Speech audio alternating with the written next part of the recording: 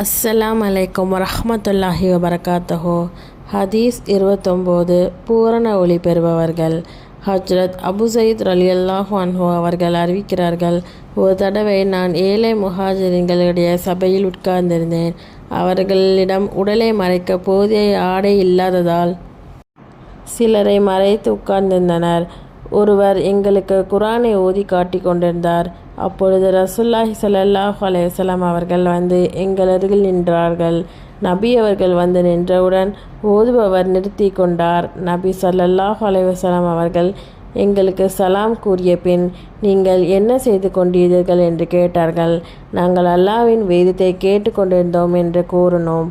அதனை கேட்ட நபி அவர்கள், எவர்களுடன் நான் இருக்க வேண்டுமென எனக்கு கட்டளையிட்டப்பட்டதோ அப்படிப்பட்ட சிலரை என் உம்மத்தினரில் ஆக்கி தந்த அல்லாஹ்வுக்கே எல்லா புகழும் என்று அல்லாஹ்வை புகழ்ந்த பின், எங்கள் எல்லோருக்கும் சமமாக இருப்பதற்காக எங்களுக்கு நடுவில் அமர்ந்து கொண்டு எல்லோரும் வட்டமாக உட்காரும்படி கையால் சாடை காட்டினார்கள்.